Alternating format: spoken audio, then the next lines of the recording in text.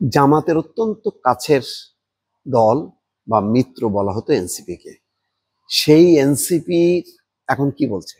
এনসিপির প্রধান, দলটির আহ্বায়ক নাহিদ ইসলাম সরাসরি যে কথা বলেছেন সেটা খুবই অবাক ব্যাপার।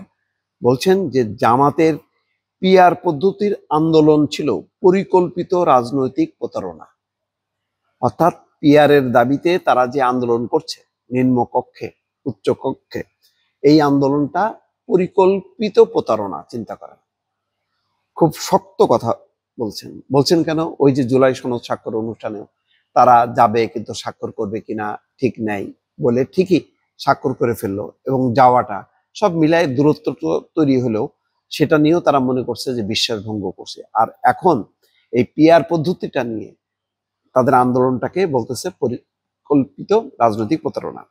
রোববার বিকেলে ফেসবুক পেজের নিজের ভেরিফাইড পেজে তিনি এই মন্তব্য করেন। পোস্টে নাহিদ লিখেছেন, তথাকথিত আনুপাতিক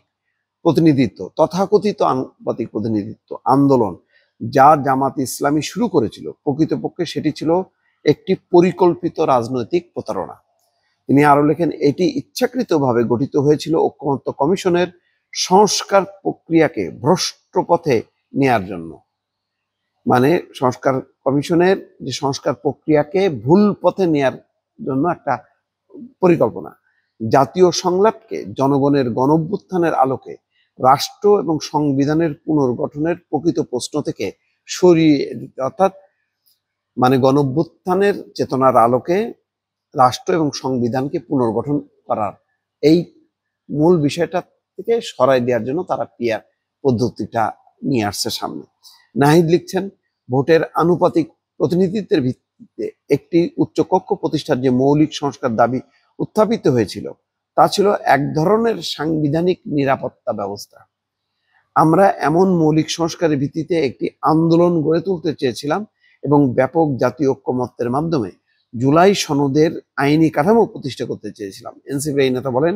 কিন্তু জামাত এবং তার মিত্ররা এই এজেন্ডা ছিনতাই করে এটিকে একটি প্রযুক্তিগত পিআর ইস্যুতে সীমাবদ্ধ করে ফেলে এবং তাদের সংকীর্ণ দলীয় স্বার্থে দর কষাকষির হাতিয়ার হিসেবে ব্যবহার করে। তাদের উদ্দেশ্য কখনোই সংস্কার ছিল না, ছিল কৌশলী অপব্যবহার। তিনি আরো লিখছেন, জামাত ইসলাম কখনোই সংস্কার আলোচনায় অংশ নেয়নি, না জুলাই গণঅভ্যুত্থানের আগে না পরে।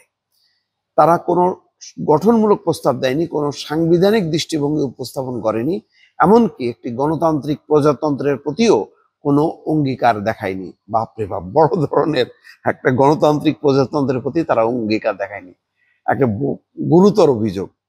নাহিদ লিখছেন, ঐকমত্য কমিশনের মধ্যে তাদের আকস্মিক সংস্কার সমর্থন কোনো বিশ্বাসের বহিঃপ্রকাশ ছিল না, ছিল একটি কৌশলগত অনুপ্রবেশ, সংস্কারবাদের মুখোশে রাজনৈতিক অন্তর্ঘাত। আজ বাংলাদেশের মানুষ এই প্রতারণা স্পষ্টভাবে বুঝে ফেলেছে।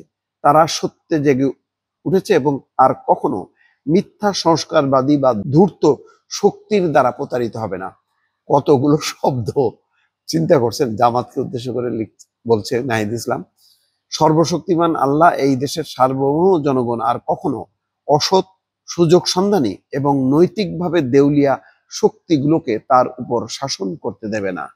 দর্শক বুঝতে পারছেন? তার মানে জামাত কোনো সংস্কারই চায় না। তারা সম্ভবত নাহিদ ইসলাম, আমি যদি ভুল না করি, তারা পিআর পদ্ধতিটা আনছে শুধুমাত্র মানে ক্ষমতার কাছাকাছি বা ক্ষমতায় যাওয়ার একটা কৌশল হিসেবে। আর মৌলিক কোনো সংস্কারের ব্যাপারে তাদের কোনো আকাঙ্ক্ষা নেই, ইচ্ছা নেই, বা গণতান্ত্রিক বাংলাদেশের প্রতি, গণতান্ত্রিক সরকার গঠন, বাংলাদেশ গঠন, এই প্রশ্নে তাদের কোনো অঙ্গীকার নেই। খুব গুরুতর। এবং যে সমস্ত শব্দ ইউজ করছে নাহিদ ইসলাম, এর ফলে বোঝা যাচ্ছে যে আপাতত জামাতের থেকে অনেক দূরে চলে গেল। তারপরও রাজনীতি শেষ বলে কিছু নেই। দেখা যাক পরবর্তীতে আবার এই অবস্থান পরিবর্তন হয় কিনা।